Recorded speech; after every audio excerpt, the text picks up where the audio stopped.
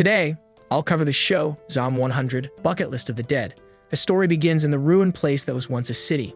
A man can be seen running away from everything, looking for somewhere to go safely. Fires and explosions happening everywhere, people falling down buildings, and people getting eaten by zombies. This is no ordinary weak zombie, they are fast. The moment they sensed the man running, they went immediately after him. Not just a single zombie, but a whole massive. I guess it's the whole zombie of the whole city. But this was just a movie that our MC, Akira Tendo, was watching while slurping off his noodles inside his dirty, small depression room. He envies the man in the movie because all he does is get depressed and work. Judging by the dark circles in his eyes, he's regretting his existence. He looked at the time on his cell phone, seeing that it was already 3 a.m., and he needed to work early as usual. He doesn't want to go and wishes that he would wake up in a different reality. Like all of us. Really. Our MC wasn't like this 3 years ago. He entered the production company as a rookie, and with a great smile and enthusiasm from his coworkers. It was MC's dream job to be part of a production company, and he was once full of hopes, dreams, and dedication to doing great in his work. After he was introduced, the CEO brought him to his new work desk and introduced him to the department chief, Kasuti. On that same day, MC met his love interest, Saori Otori. The moment he looked at her, he felt cherry blossoms around them. Indeed, love at first sight. But he acted cool in front of his senior, but he knew he liked her more than a coworker. Later that night, MC and his seniors went to a bar to celebrate his new arrival at the company. They shared drinks and dinner together, trying to get along and getting to know each other. Otari also looked cutely at him, making our MC blush. That's why he dedicated himself to working hard to make a good impression on her. About time they finished their food and drinks. You may think it's time to go home like a normal gathering, but as working in their company, all MC seniors seem to switch into robots, taking out their ID and returning to the company building for an all-nighter. At this point, it's understandable why he doesn't want to live anymore and stop working. He didn't expect an all-nighter on his first day, thinking it wasn't normal, but the seniors around him work like it's daytime. He ends up sleeping in the office until daybreak, and the day after that, they still spent their day and night working their crap out. Ultimately, MC returned home 2 days later, like most karoshi men in Japan. Within those few days, he was slapped with the reality of how harsh a slap on what exploitative corporations have. A day after that, MC told himself that he didn't want to work for the first time ever since. But he forced himself not to give up, and with the ounce of motivation as a jock in college, he motivated himself to work again from a different perspective. He went to work enthusiastically, opposite from the others. His senior workmate said that their company offers vacation, mental and medical days off, but no one really uses them, says his dark-eyed bags. When I say MC changes his perspective on work, that includes altering how coworkers encourage each other. In a way, they count their unpaid overtime hours, competing on who gets past 200 hours. He also considers his workmate health conscious because they're waiting for their piss to turn blood, and they're also ruined from every energy drink they take.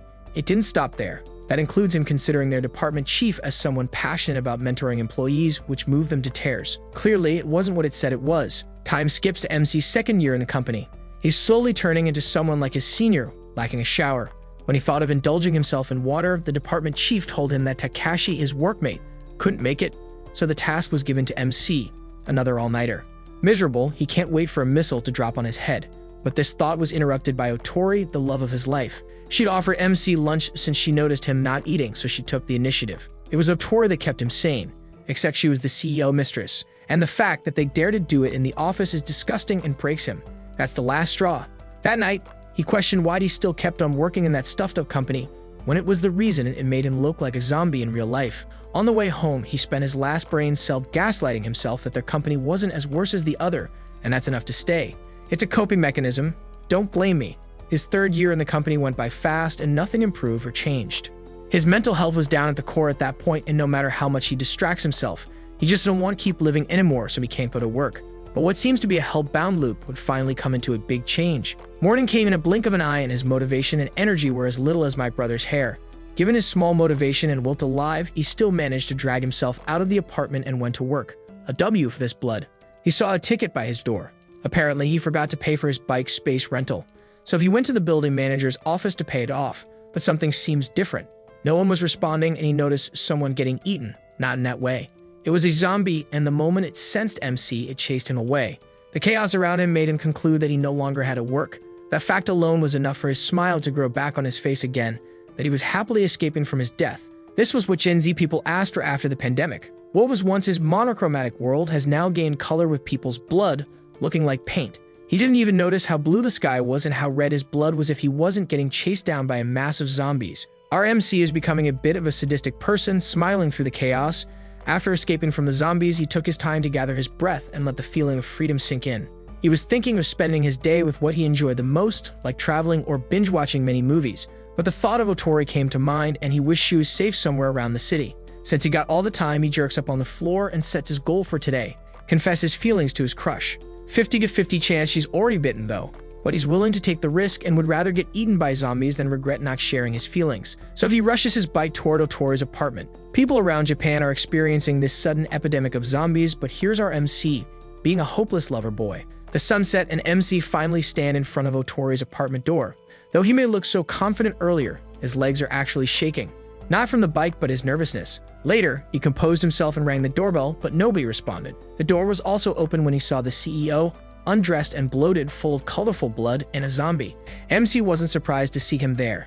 Instead of being a coward, he bravely stood as he spoke his unspoken complaint over his 3 years in the company, especially how the workers are suffering and working overtime while the CEO and higher ranks do nothing but sit in their chairs being a glutton. MC took his tie and was ready to tackle his boss. I bet he waited years for it to happen. With his long-gone skill in rugby football, he pushed the CEO out of the building window and fell hard on the pavement. When he turned around, he saw his beloved Otori in green blood, slowly turning into one of the vicious zombies. He was too late, and there was no way he would save his crush. But despite that, he stood up with a broken heart and confessed his true feelings to zombie Otori. Otori heard everything, but she had no brain left to understand his words, so she attacked him. MC didn't fight against her but dodged her attack and left as a farewell to his first true love. Do tell me that was a beautiful exchange of love. It was MC's first night in this chaotic world, and it's not certain what his next strategy will be.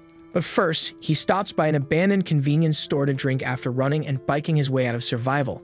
Despite being in a chaotic world, he was still thankful that he didn't have to force himself to go to work. He also knows that death is uncertain, and he doesn't have enough time to do everything he wants. But with a new sense of confidence, he stood up and went to the convenience store to pick up a notebook and a pen to list 100 things to do before becoming a zombie. Hence the title, folks. Never have I thought this manga would ever get animated, and damn, it really made it into a top-tier quality one. This just may be the best zombie anime of the whole century. But of course, High School of the Dead will always be at my first favorite spot. In the first scene, we see MC's pathetic situation while he is stuck at his job as a salary-enslaved person. His eye bags are dark, and their department chief is complaining in the background, ignoring their staff's complaints and sickness. The dark side of every company, to tell you. He kept banging the table beside him until blood spilled on his hand and face. MC jerks up on his bed, apologizing to the imagined department chief. It's muscle memory. Seeing that he's in his room, he realizes he doesn't have to go to work because of the apocalypse. So he went to his balcony and greeted the zombies with a wide smile. Not what you expect in this situation. Since he has no responsibilities, he is now free to laze around all day. Something he hasn't had for 3 years. But before that, he cleaned out his room, throwing the garbage outside, not minding the environmental laws since the outside world is already messy. He also did his laundry, cleaned his bathroom, and vacuumed the floor. Now, everything is almost as good as new. To reward such achievement, he lectured with the holy water of the gods, beers. He felt great drinking it, especially if he had no obligations that he even teared up. That is heaven for him. He turned up the TV only to see the news reporting on how bad their situation was. Everything is on fire, and even their studio became the Walking Dead. The reporter informed them that the internet and telecommunications were down. They also received no word from the government, so there's nothing certain about the overall situation. Just then, the zombies breached their studio and were eaten before the news ended. At least she did her job till the end. Not in a nice way, though. This gave our MC time to sink in that the world is in a pretty bad situation, and yet he's casually drinking his beer, looking down on zombies. Speaking of beer, he was about to grab another one but found none left. He panicked over running out of beer and was about to throw a tantrum now that his lazy day was ruined. MC was feeling lazy and didn't want to deal with the zombies, but he couldn't bum without his fuel. Anything for the holy beer. While MC was panicking over beers, other residents in the building were also panicking for their survival, like Mr. and Mrs. Kasaka. Just when Mr. Kasaka was feeling hopeless and throwing a tantrum on the balcony, he saw MC climbing down the pipes, which scared them both. MC explained that he couldn't take the stairs, so he climbed. Mr. Kasaka offered a hand to help MC, but he refused as he assured them he was doing fine and on his way to a store. Before leaving, he introduced himself to them as their neighbor, smiling like they're not surrounded by hungry mobs. The couple also introduced themselves, unsure what to feel about their interaction. MC also offered them service on getting stuff from the store, oddly enthusiastically. He picked up his bike and went on his way, not minding getting chased by tons of zombies behind him. According to him, it's better to get eaten by zombies than go a second without beer. Sounds like my drunkard dad. He outran the zombies and later arrived at the store. As he marched his way inside, a camera sensed him. MC didn't notice it and went towards the fridge, singing happily about beer. But as he got closer, he realized that he wasn't alone. A girl wearing a hoodie and shorts refreshed herself with cold water and gathered practical essentials like water and food. We are blessed with another wigfu. To avoid the girl getting scared, MC thought letting her feel he was harmless was right. So he started a conversation awkwardly while the girl was busy with her phone, ignoring whatever MC was saying. The girl was about to leave, but she heard something. MC was persuasive to her, so he proposed exchanging contacts as survivors. The girl refused to do so, stopping MC midway. She said she didn't want to team up with someone who decided to risk it all just for some beer cans. She sees MC as someone who doesn't know how to analyze the risk, not wanting her chance of survival to decrease. She wasn't wrong to think that. Meanwhile, a truck can be heard going around their route. Zombies chasing MC are also making their way inside the store. MC noticed this and tried to defend the girl from the zombies, but as he got in front of her, she grabbed his hoodie and tossed him the other way. Just when the truck hit the zombies, killing them all. Call that double dead. They stumbled from the impact and the girl fell on top of him, leaving him dumbfounded that he didn't even realize she was gone. My man got a flash of heaven's sight. He understood what she said, and even he agreed. But the thought of her being pretty and badass still lingered on his mind, and he almost didn't notice he got no ride. He was panicking for a bit but saw a scoot on the side. He got a good upgrade and rode his scooter faster with less hassle. Scooters, mopeds, and bikes are littered everywhere with keys since the apocalypse started during rush hour. On his way home with a new ride, he realized he could have a better upgrade as much as he wanted. So he looked around and saw something much better than a car. MC found his dream motorcycle and was happy to bring it back home. A Harley is indeed the ultimate upgrade. The sun sets and he finally arrives in the apartment's building. But first, he stopped at Mr. and Mrs. Kasaka's apartment to bring them their necessities, only to find the house empty and full of blood everywhere. I guess the zombies made them crazy to make wrong decisions. This gave our MC time to realize that he could die anytime, or 60 years later. According to him, life's too short to avoid taking risks. With that, he grabbed his pen and notebook to list everything he wanted to do as a kid and a free man. He had already scratched some of what he did, like his tragic confession to his crush. He managed to make 30, which wasn't enough. So he got into thinking and his parents flashed into his mind, so he listed the things he wanted to do with them and his friends. He was satisfied by it and called it a night. I wonder how he can travel in that kind of situation. Before continuing, let's go back 24 hours earlier, but on the girl's POV. Her name is Shizuka Mikazuki. She started her day very early and started doing exercise, running on her treadmill for an hour while listening to the TV news report. She's been doing her best to keep fit ever since such an endemic. I admire her survival instinct. After her exercise, she tried to contact the office from LA, but no response. So in the meantime, she lists the things she needs and the goals she must maintain, like keeping herself fit, composing her mind, and even reducing her sugar intake. She's that strict. Afterwards, she watched a movie about zombies with a terrible ending just to study the type of zombie there is. She concluded that there are two types of zombies, the slow ones and the fast ones. Meanwhile, she noticed that two types of zombies exist in their world. She studies them using her binoculars, looking down from her apartment and examining everything. Yes, she is that dedicated to surviving. Still, she needs raw data to conclude her research and see the zombies in person. Since she also needed to gather supplies, she grabbed her bike and prepared to venture into the outside world. She set up a camera on her bike, controlling it with her phone. After arriving at the store, she set up the bike facing the road and went inside as she grabbed her food and necessities. She sees a sugary cupcake but hesitates since she has a goal to maintain. While MC does anything for a beer, Shizuka does everything to survive.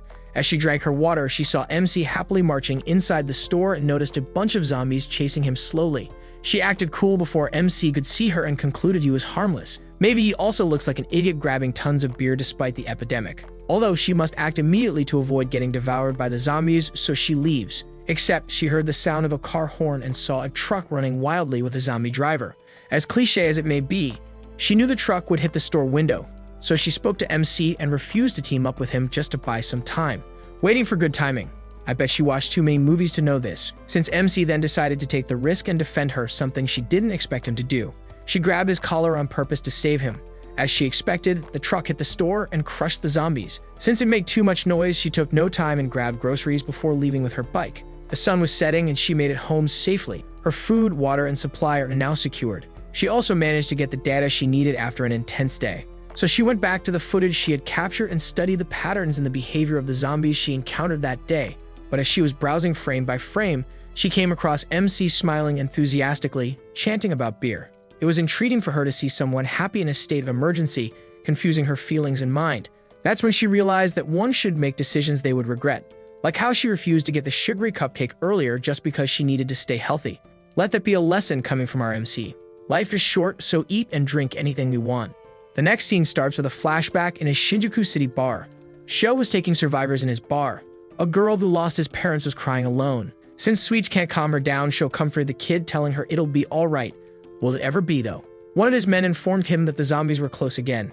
Then Sho held her hand as she assured her that she'll come back, and the girl smiled. I'd like to be comforted like that too. Afterward, the men and Sho went outside after gathering their Molotovs and bats, preparing for action. His other subordinates are already outside, fighting for their lives. Even one of his followers is hanging tight and still looks up to Sho in his final moments. Sho made it outside the chaos and saw how terrible it was, so he called out his men for war with the zombies. Meanwhile, our MC was riding his new Harley, just arriving at the city of Shinjuku, infested with maid zombies. But he was there for a reason, for his longtime friend Kensho. But wait, how did MC know his friend was still alive? Let's go back to a few hours later. MC started brushing his teeth, trying to decide if he should grow a cool beard now that he didn't have any work to hold him off. It took a while for him to decide that he was picking out some reference to a beard he wanted over a magazine. Is that Ryan Reynolds? For a better visual, he drew a beard on his face, wondering if he would look cool as Reynolds. But he turns out to be a homeless man who cracks in a sewer. So he decided to shave it, but still crossed out his #10 bucket list. He got out of the shower and saw a bunch of message notifications on his phone. It got him hyped up, realizing that the internet must return after 3 days. So he messaged his friends, since it's been a while since they hung out, all because of the bogged-down job that made him refuse the invitations he got. But now that he's a free man, he chatted with everyone for a meetup and even used a sticker emoji like it's a normal day to hang out. He waited for a reply, so he was just distracting himself in any way he could. There's a 50-50 chance his friends are alive, but it's been a while and nobody responded. That's when he felt gloomy. At that moment, the MC realized that he can only use his phone now because the internet traffic is down, which means there aren't as many people using it. Indeed, he's now regretting the time that he could have spent with his friends instead of the overtime he did his work. Meanwhile, he started scrolling through his phone and saw on his contacts his friend, Kensho. Given this point, he remembered his friend's last words to him since their last meeting and said guys like Kensho will just lay down and die. Conversely, in a part of the city full of zombies, we can now see Kensho in a room in Shinjuku breathing hard as if he ran 1,000 miles. While peeping on the door of the room, one zombie saw him and rushed towards him, which made him immediately close it. At this moment, as he locked the door, he collapsed. It's been 3 days since it all happened and only water is what he's taking up, indeed, worst of all. Now, he gazes towards the zombie girl that's been tied up in that room, aggressively wanting to rush toward him, but she's tied up so he's safe. Seems like luck is still present even on one's unluckiest day. Subsequently, his stomach is now rumbling, he's starving. As he closed his eyes, he saw the MC laughing as if there was no tomorrow. While the scene is flashing in his mind, he then asks himself why he is thinking of the MC now. Simultaneously, he's starting to feel a pain in his side. After a second, he figured out why. It was because the MC always laughed at his stupid jokes. In a snap, his remembering session halted when his phone vibrated. As he checked it, shock registered on his face as he saw that the MC was calling him. As his sweat dropped, he answered the call. As he asked if it was the MC, our MC Lively answered back and was amazed that Kensho picked his call up. Given this point, the MC didn't give him a chance to talk and continue his litany, talking as if there's no apocalypse happening in their place.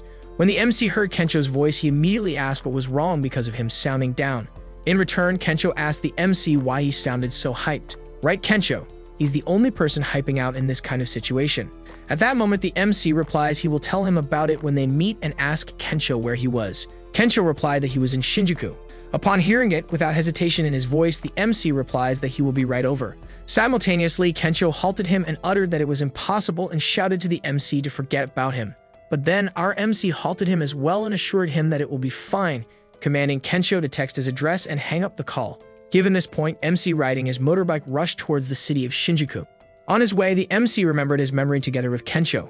According to him, back in college, he and Kensho went through a lot together during their 4 years in their rugby club. Indeed, Kensho was a handsome, smooth talker. But despite being popular, he'd go all out to be the life of the party. He was his closest friend. Kensho became a big-time real estate agent after college. With his natural talent for communication, things were smooth sailing for him at his job, unlike what MC had. This friendship balances nature. A few years back at the bar, Kensho was bragging about how he got a model, while MC was looking like a zombie. In addition to MC misery, Kensho showed his model girlfriend's picture. However, for MC, Kensho is having the best time of his life, while his soul is getting crushed in the gears of an exploitative corporation. Kensho knew that MC wasn't having a great time in his company and advised him to quit. It was MC last straw, and he exploded with an angry face at how stupid Kensho looks like bragging about his wonderful life until things got heated and they ended their drink on bad terms. Back to the present, MC felt bad for what happened that day and want to make up for it. He thought it through and used a car horn for distraction, luring every zombie in the area and even saving Sho.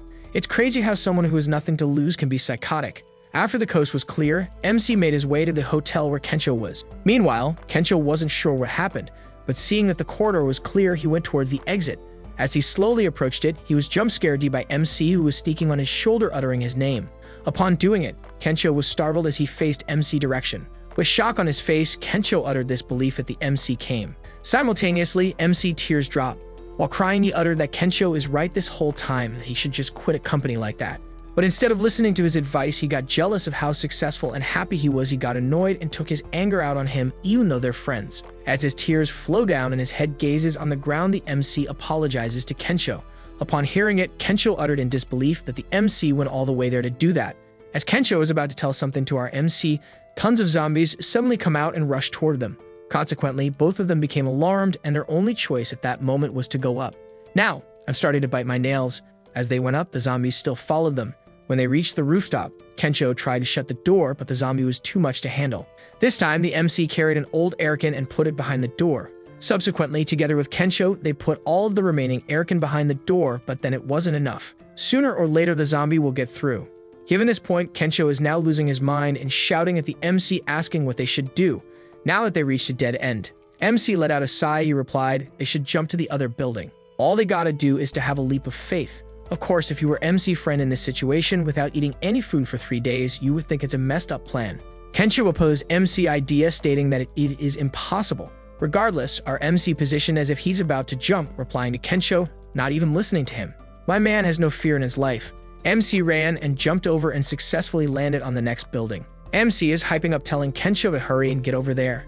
But then Kensho stepped back and apologized to MC, adding that he thinks that he can't jump that. As the zombies started to push the door, Kensho confessed to MC. There he uttered the truth behind his job. He didn't enjoy his job at all. Day after day, he had to smile at people while lying to their faces. He tricked them into bad contracts. The praise from the higher-ups, the company's acknowledgement, the gorgeous models he dated, and dining out with big-time politicians and famous athletes didn't make him happy at all. He's having that money can't buy happiness moment. At this point, Kensho burst out in years, telling that he was just lying to himself to feel less empty inside, and apologized to the MC, who's sobbing. Upon hearing it, the MC smiled and mentioned Kensho's fun-loving punish side. Considering what he heard, Kensho's dream was to be a stand-up comic, made his decision turn sideways. As the MC shouts for him and the zombie is rushing towards him, Kensho jumps over and removes all his clothes, which makes the MC burst into laughter. Amidst the MC laughter, Kensho's jump isn't enough, and now he's holding onto his life to the side of the rooftop. When he's about to drop, MC reached his hand. Subsequently, next day starts with MC enjoying his game, while Kensho is preparing a feast for a stay-at-home camping for them. MC praised him for being an amazing cook, believing his popularity was the reason. Still, Kensho brushed the idea off and never missed teasing MC about not having a date due to his flaw in cooking. Cooking makes a man manly. MC swore that he would find a date by the day, and he, looking at the horde of female zombies below, wished him good luck. While MC was busy with his game, Kensho saw the MC list of things he would like to experience before becoming a zombie someday. Live your life before it ends. He decided to add his wish, being a stand-up comic, but when MC refused, Kensho said he wanted to be by his side in his adventures, so he agreed. Gotta aim big time. The two rode off to Kibukuro for a wide TV screen, and while setting off towards a place, Kensho is troubled by his lack of experience, but MC tells him not to worry and asks him why he wants to be a comic. Kensho happily replied that it was his childhood dream to be one. This distracted MC from the chaotic road ahead. Luckily, Kensho woke him up just in time. Always have eyes on the road. Just as things could get any worse, a zombie driving a tanker came at them at full speed. MC thought of a plan, a wild and crazy one for Kensho. He saw a ramp and stairs leading to an underground mall. Going at high speeds, MC drives towards the ramp, dodging the tanker, and makes his way down to the mall when a fire explodes. Kensho was relieved of their escape, but they were far from safe. Zombies came charging at them, but MC found an electronics store they could hide from, much to his delight. Poor Kensho for being dragged into his wild side. Suddenly, a light flashed behind them. They were survivors of the apocalypse. One of them got angry at Kensho for praising their survival, but he remained optimistic about the situation. Because they were in the basement of the department store, food was not a problem. As everyone settled down for some dining and wine, everyone introduced themselves. The survivors trapped in the store were Rieka, Maki, Yukari, and some old guy in a serious panic. MC and Kensho were shocked and delighted when all three ladies were flight attendants who got involved with Japan's apocalypse when they arrived. Well, aren't they a lucky bastard? Yet everyone did not have a great time with the zombies making noises outside, so Rieka left to get more drinks. MC felt hopeless in any way to ease the ladies, so he decided to switch the topic, asking Yukari about having a boyfriend. Yet this only pissed her off. MC panicked and tried to ask Kensho for help, but he and Maki already had their world, leaving him awkward. When Kensho looked back at MC, he just gave him a smirk. MC was stumped, remembering their conversation about him being unlucky with dates. The world has always been unfair. This only fired MC to level up his moves. He told everyone about his exploitive job for 3 years and his challenge of snorting a full bottle of tequila. Then Rieka came back and cheered on his performance. Kensho also joined in the fun, dancing and laughing in front of everyone, with MC completely knocked out, thus enjoying their time despite being trapped in the dark basement. Because of his unnecessary but successful performance, MC threw a massive vomit at one of the comfort rooms, slightly regretting his decision. Yukari approached him and helped with his unwell stomach. He thought he still had a chance for a date. With a single gentle touch, MC thought he had a chance. He is so touch-deprived. As the zombies still paraded the basement exit, the drunken Rieka complained nonstop about her work and its unfair world, while the old guy tried to suppress the urge to turn into a zombie since he was bitten by one on his leg. Now a full-fledged zombie, the guy came up to Rieka, and she screamed so loud that Kensho, fully naked in bed with Maki, heard it and got startled. Meanwhile, MC asked Yukari about her concern for his well-being, especially after his performance, and she replied sincerely. She'd also added about having a boyfriend who was separated from her but hopeful for their reunion someday. How lovely to have that kind of love life. MC even thanked her for letting him dream even for a short time. Unfortunately, not every dream can come true. When Kensho and Maki went to check on Rieka after her sudden scream, Kensho was shocked to see her become a zombie. She was charging at him at full speed, but my guy quickly dodged her attack, but she was able to take Maki down. Fun doesn't last long in an apocalypse. Rieka turned back to Kensho and launched her attack. Then he used one of their suitcases and countered her, eventually ending her life. Just when I thought they'd have a good time. Meanwhile, MC and Yukari had a one-on-one deep conversation by the stairs, unaware of Kensho fighting for his life downstairs. She confessed to him about the hardships of being a flight attendant, how physically demanding and mentally exhausting it is, but still pushed through the trials, believing in her heart that the safety and lives of the passengers highly depended on them. Even here, not everything that glitters is gold. She also added about an incident from her work about a man lashing out his anger at them for the delay of his flight, calling them flying waitresses, and MC felt bad about it. Who wouldn't? In the end, she told him about the painful words that kept reminding her about working hard in the first place and blamed her childish dreams for mistaking a glamorous job to be heavenly work. It is heartbreaking, but reality has always been a mixture of pain and bliss. MC took some time to reflect on his experience with her confession about how she dreamt of working at a production company because of all the glamour it has shown, and he was eager to experience that despite not knowing or ever wondering what lies behind that fabricated world full of lies and deceit. The exploitation part was just his excuse for quitting. That is why we should be extra careful, especially now that the world is so good at dividing truth and lies. But then he remembered what inspired him to do such things. They were wanted by someone else and not his, calling it a borrowed dream. MC asked her whose dream it was for her to become a flight attendant. What before she could even respond, the old guy turned into a zombie. The killer of all moods appeared behind them and attacked Yukari. It all happened way too fast. MC was shocked and angry at the same time that he punched the old guy and pushed him downstairs, refusing to leave Yukari alone despite being bitten and soon becoming a zombie. Time was ticking for Yukari, so she told MC why she wanted to be a flight attendant at her last moment. It was all because of her memorable first flight as a kid when a flight attendant rubbed her on the back, just like she did to him. Caring for people at difficult times has been her dream from the start. Even in her last moment, she could smile at MC right before that old geezer ate the woman. There goes MC chance to get a girlfriend. MC smiled and hoped to find his real dream job soon. As the old guy came charging fast, Yukari pushed MC upstairs, thanking him for the wonderful last moments of her life before departing the living world. Another day, another trauma for MC. As MC runs back to Kensho crying, ready to dump trauma into him. Kensho tells him about escaping fast as Maki is after him. Still, he also gets the widescreen TV that MC badly wanted. With that alone, MC almost forgot what happened and laughed at his psychotic friend, who was probably infected by his carefree personality. We all need this kind of friend in real life. The two escaped the basement and rode home with a brand new TV to play zombies. As the sun begins to fade, Kensho prepares their food while MC enjoys his time with a brand new TV. How it started can also be how it ends. Huh. Kensho confessed about being traumatized by flight attendants after their whole experience with them in zombie mode, but MC just straight up ignored him and focused on his game. I think anyone who has experienced near-death situations would be traumatized at some point. His mind went back to when Kensho talked and fought for his dream, as well as Yukari, who was happy with his dream. It made him realize that he lost his dreams years ago, so he made it into a mission. He grabbed a pen and wrote another wish on his list to remember his childhood dream.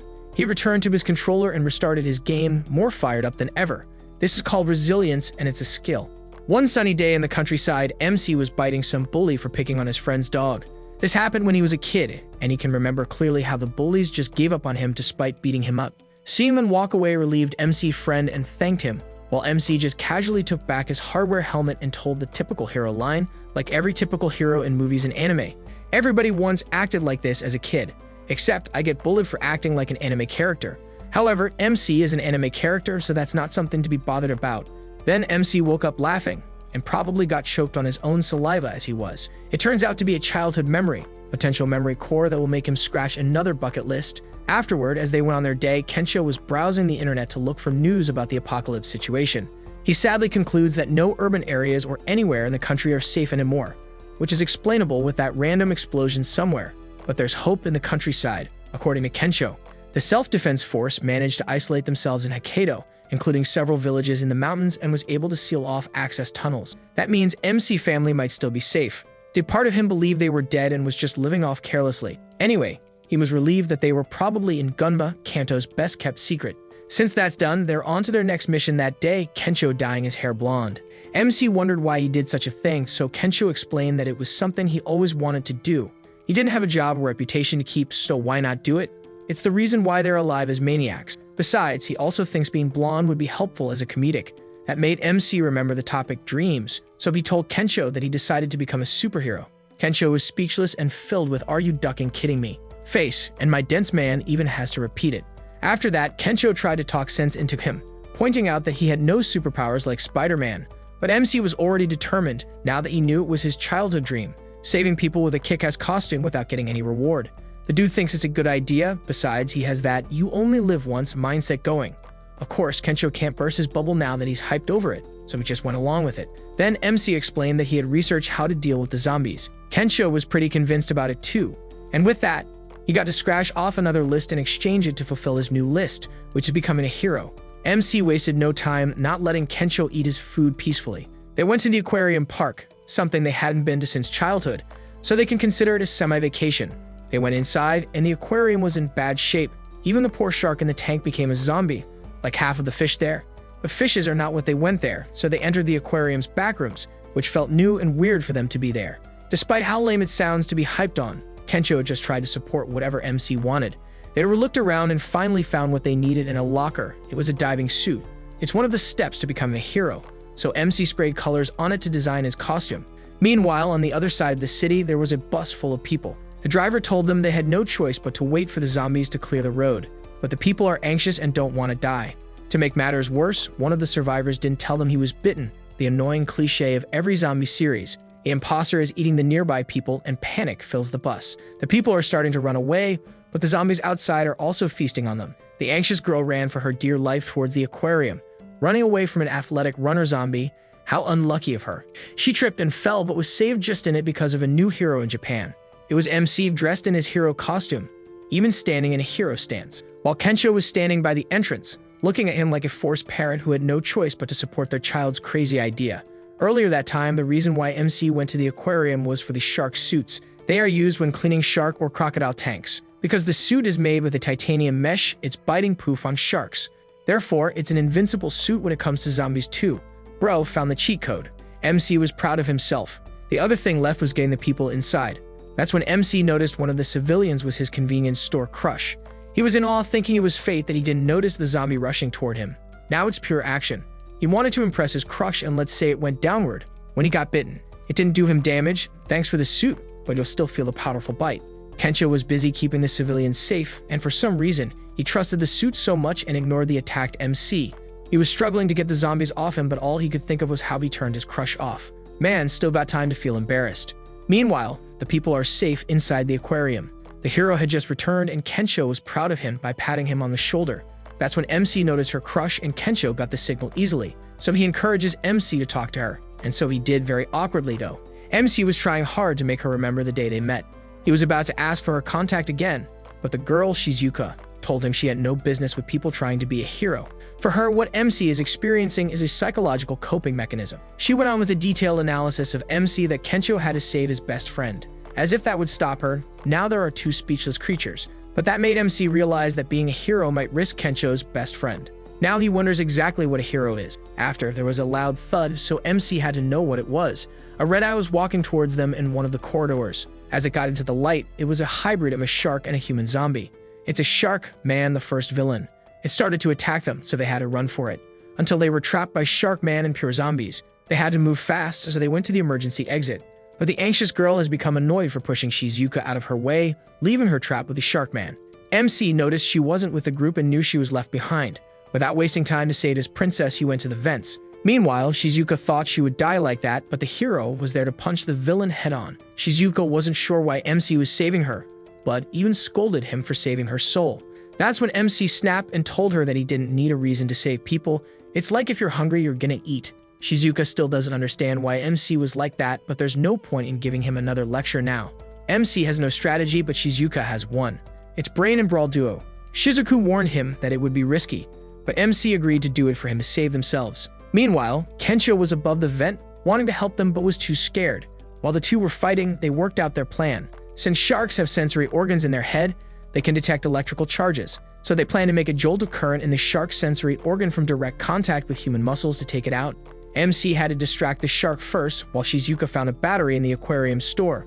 MC's situation was getting tight, but Kensho saved his life by distracting the shark with his raw and exposed body. He became like a bait hanging from the vent, giving MC the courage to get back his motivation and for Shizuka to toss the batteries in his direction. She didn't know if discharging a battery for maximum effect would work, but they had to test and risk it all. With MC's single Crackle Thunder punch, he took out the shark. Therefore, Shizuka's theory worked like a charm. If One Punch Man and Izuku would have a child, it's MC right here. MC and Kensho were so proud of defeating the Shark Man. Dawn is breaking and the gang is on their way back home. MC finally scratched another of his bucket list happily. They split with the other group, and Shizuka went with them because she was sick of working with big groups, and I agree. So Kensho attempted to match the two by saying they work great together, only for Shizuka to say it was out of the question. Shizuka noticed MC notebook and couldn't help but point out that their goals were opposite. Her top priority is to do things to avoid becoming a zombie, while the two psychos plan on doing things before becoming a zombie. So she also took the opportunity to scold MC for being so risky by saving people all the time. Even MC had no idea how to handle it and tried to ask Kensho for support. But MC told her she's someone precious to him, so of course, even if he's not a hero, he would still save him. With that, Shizuka finally got rizzed. The cold-hearted girl finally melted. Afterward, MC and Kensho are back on their motorcycle, while Shizuka tries to find a safe and sustainable place to live, if there's any. Before parting ways, Shizuka finally gave MC what he had been asking for, Shizuka's contact. Now, they can contact each other anytime. I guess MC accomplished more than he expected that day. While the two were riding their way with their motorcycle, Kensho asked him what they would do next. MC told him he had already fulfilled his days in Tokyo, so they decided to go to MC Family, Kanto's best-kept secret, Gunma. Before they could go to Gunma, these idiots went shopping in Tokyo's luxury stores. MC eyes shine at the sight of a solid gold watch that cost 6 digits. But Tendo got more than that with a watch that cost more than they earn yearly, or more likely what they earn for 10 years. They made the most out of that store, taking pics of the most luxurious products they could find across one of their bucket lists. It may sound amazing having a life amidst the apocalypse, but let's not wish for that until I get fit enough to defeat a zombie bare hands. Anyway, after their shopping spree, they returned to base and found out they were running out of water. Tendo knows this since the power is out too and the city is pitch black. They don't even have service since the base station's down. Their phones may be charged, but they can't see the news. They might be the only ones at this point. Zombies are increasing by the hour, so it's time to take this matter seriously. This made MC think, what would be the most efficient way to survive this apocalypse? If he were to be a hero, nobody would pay him. He can't put up a business because it's not like you could just open a ramen shop. Guess he still needs to work despite being unemployed. We better survive somehow. He got so lost in the thought, but not everything is bad. There will always be good or nice left in this universe, like looking at the rip of the Milky Way. God made a rainbow after flooding the whole earth, so there's that. Besides, the Milky Way reminded MC about his family, so they decided to visit them the next morning in the countryside, Gunma. The next day, the two started packing their things like they were going on camping. Tendo is packing quite heavy things, while MC bought his console and water gun. You gotta pack lightly, so MC did that. Before going, MC bid farewell to his apartment, where he spent most of the time crying and not sleeping. But most of all, he's bidding farewell to his depressive memory of work. MC had an idea for a convenient trip to the countryside, which is a must-equip at times like this. A freaking RV, boys. It's a house on wheels and the most idealistic way of traveling. Zombies. Get in and drive. To find the perfect one, they went to an RV truck show. But as they were on the way inside, they bumped into Shizuka. They didn't expect each other to be there, and since they were at it, MC invited her to join them outside the city. But all MC could think of was their fate for bumping each other more than twice. We all know Shizuka is skeptical and still not budging about teaming up with MC, proven by her great logic and analysis. She could write in a full presentation on why it's a bad idea teaming up with two crackheads. MC is once again rejected man down. However, Shizuka doesn't have a license but only had the idea of riding an RV because of the number of zombie movies she watched. It's like saying you can perform a surgery after finishing 6 seasons of Grey's Anatomy. Despite becoming a zombie after rejection, MC is still persuasive in inviting her crush. Of course, the answer was still no. Until Tendo pointed out that no matter her reason, she still doesn't have a license, and it would be hard for her to even drive a car. Tendo and MC were pressured to team up with them, so she did so. Then they went inside and saw different kinds of RV. One that has triangular wheels, a crane, and even a jacuzzi. The way these two behave is why Shizuka didn't team up with them in the first place. While the two maniacs are busy fanning over the RV features, Shizuka analyzes the perfect RV for their journey. The car she picked is lame and unacceptable for the two, especially knowing they could just pick the others with cool features without having the care to pay. Shizuka was cold-hearted until she saw the Volkswagen RV that easily swayed her. However, they must hurry since their loud mouths caught a horde of zombies' attention.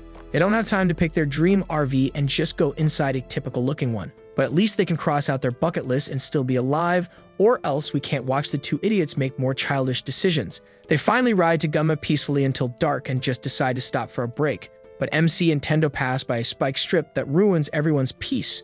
Later, a bus blocks their way, and there reveals MC Department Chief Kasubi, back when he was exploited in the company. So it was like bye-bye college life, bye-bye office life, bye-bye Tokyo, and hello my trauma. In other words, the one who gave him most of the trauma.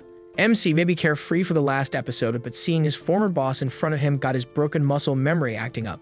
Kasubi saw them in a sticky situation which was clearly their fault, but they offered to help them. His face changed in a snap, looking chummy and kind that MC fell for it. However, the moment he mentioned that he was willing to help in exchange for getting him working for 2 days got him frowning again. Imagine being in the same room as the one who broke you. I can't even stand that. But Tendo is pretty hurt and doesn't have much choice, so he agrees to do so. With that, Kasubi brought MC to his company with helpless people working for him too. Meanwhile, Tendo was getting patched up by Shizuka. He blamed himself for forcing MC in this situation, knowing it was hard on him. But he was willing to endure it with him for 2 days as if it would only be 2 days. Even Shizuka knows it well it wouldn't because she grew up with strict people who act like they own your life. Right? Greedy people always find a way, and Kasubi is pretty experienced in this field. The next day, MC started working under the sun's scorching heat. It reminded him of the nightmare he had in that company. But he's doing his best not to get his motivation stained for that because he still has a lot on his list that needs to be accomplished. He looked around and noticed the people working were as tired as he was, so he got an idea. An idea that might risk his life once again. He took a few cases of beers from the van he was loading and put them in a refrigerator. But Kasubi found him and got mad seeing MC pumping up the electricity. Seeing him chilling beers is unpleasant because only he can do that. I'm kidding. He's just being strict, not letting his men enjoy goods. Later, his other men, the Kashas wearing baseball outfits, saw their boss and the rookie MC chilling beers, assuming that Kasubi is chilling them for them. They were touched by the thought of their boss finally giving them quality drinks and food. That alone proves Kasubi is still not good-hearted. You may think he'll get mad at them, too, but no, he put on his HR face and told them he was just asking Tendo to chill their beers for tonight. He was also telling that to the people outside where the tired people can hear. Kasubi was encouraging them that they would be having a welcome party for MC and his friends. Also, a small gesture of gratitude for their hard work, but even that is nostalgic back when MC entered his first night in overtime work, the calm before the storm. The Kashis were pretty happy about it, but MC was sweating waterfall after getting that menacing glance from Kasubi. But that is not the most cracked up thing in that company. It was the fact that they were even using zombies to pull the cargo by tying them in front with a human luring them. For Kasubi, zombies are helpful depending on how they use them. They're merely equipment for him, just like MC and the others. Even I get PTSD seeing his face. This insane boss pointed out to MC that he's nothing special but far more worthless than he thinks. So following his orders like those zombies is the best way he can do, which means he's working like a zombie. Hey, what's the difference between what he's experiencing now versus before? I think it's what they say. You can never plan your future without your past. Meanwhile, Tendo and Shizuka are in the infirmary. Tendo knew that Kasubi was MC's former boss and didn't want him to suffer the same way as before. As the sun faded away, Kasubi was true to his words, giving everyone a treat. However, the everyone he referred to was the boys who worked for him as his hauler or the Kasabi's team. MC and the others in debt to Kasubi himself were the ones serving them like waiters and waitresses.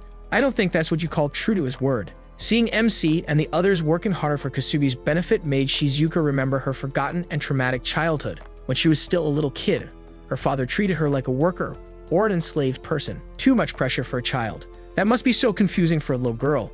MC was exhausted after hauling their goods that day but still got to work during the night. Even the other poor workers still worked like this old lady serving the ignorant Kasubi his beer. To make you piss him even more, this fat prick dared to slap the beer out of her hands just because he didn't want to be served by an older woman. He even demanded that a young chick pour him a drink. That is Shizuka. Kasubi offered her to drink the beer for him as his filthy. Weird eyes watched Shizuka swallow the drink.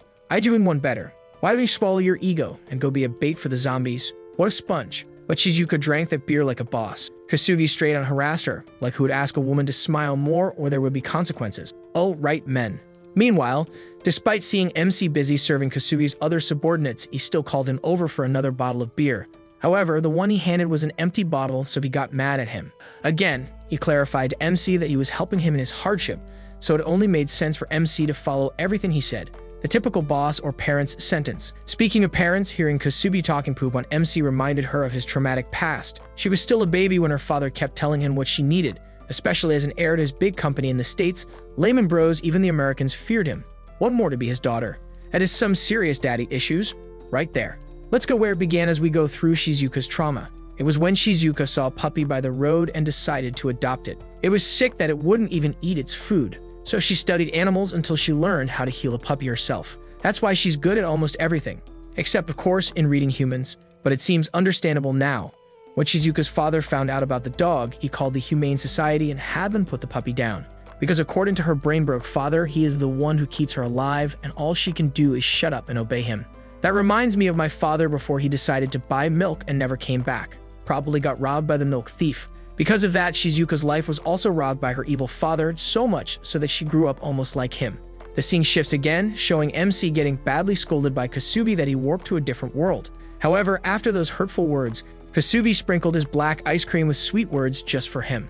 He made MC think there is nothing good in freedom, just a bunch of zombies waiting to be fed. So, he encourages him to stay where he is safe under his arms. And just like that, his world is again altered to his past. He is easily swayed. I guess that's what trauma does to you. Meanwhile, Shizuka knows those words so well because his father used the same meaning when she was a teenager. But those are all for their benefit. As the day ended with MC still working, Shizuka read his bucket list again. She knew MC wouldn't back down and added another entry to the list. The next day, Kasubi's subordinates were hauling the truck, not knowing that a zombie was inside, about to cause some trouble. That same day, it was MC and Kensho's due, the day they were supposedly getting out of there. However, MC got brainwashed he wished to stay there and become his subordinate too. Shizuka wouldn't let him go until she made him realize the reason why he made the bucket list in the first place. She was so sick of the word need that she couldn't bear to see MC suffering the same thing all over again when he got the taste of freedom he always wanted for so long. Kasubi did not like that and thought women were so annoying when it was the same woman he wished to get close to. Geez, men really can't accept things not going their way. Her words struck the other workers and subordinates, especially MC Hart.